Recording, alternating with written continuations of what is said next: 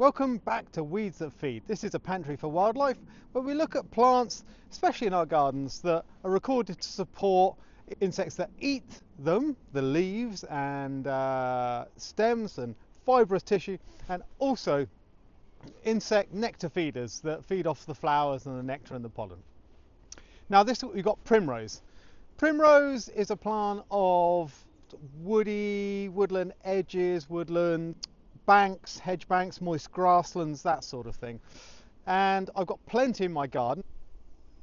Primrose supports 88 species of insect. That's 33 phytophagous or plant-eating insects, 2 of which are butterflies, including the Duke of Burgundy and also pearl-bordered fritillary. Now, Primrose is a primary food plant for the Duke of Burgundy, and also the pearl-bordered fritillary caterpillars have been found feeding on Primrose, though their primary food plant is dog's violet. Hope you can see a few primroses behind me as we speak. Both species of butterfly are recorded as vulnerable on the Butterfly Conservation Red List for butterflies. It also supports 31 macro moss, so larger moss. You've got micro and macro moss. Micro moss are actually older in terms of their evolution than macro moss, and they're generally smaller as well. And they tend actually to be much more species specific in their specialized eating. But here we're talking about macro moss, larger moss, the ones that you generally see on a day-to-day basis, more easy to recognize and identify.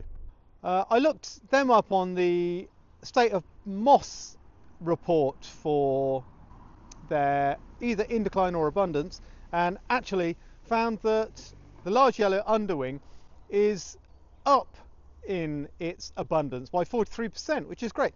And I think this is mainly because actually that's a more generalist feeder. It tends to feed on quite a few trees and shrubs and herbaceous species, so it's doing pretty well at the moment, which is great. That's over the last 10 years, 43% in the last 10 years.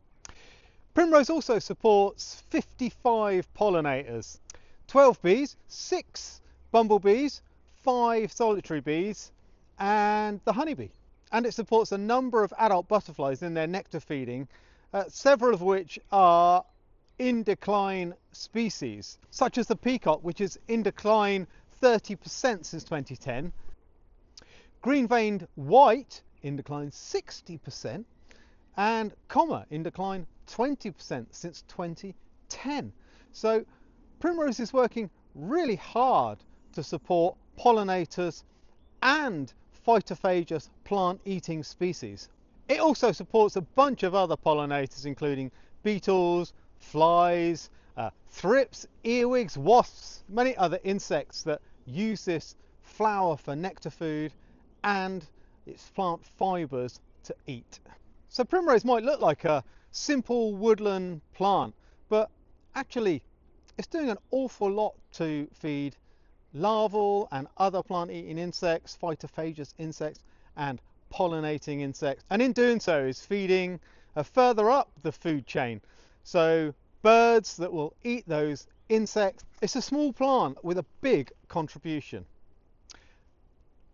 Thank you. Join me for Grow This Instead, where we look at some of the plants that might be grown as ornamentals in our garden that perhaps aren't contributing quite as much as Primrose, and we'll contrast and compare these.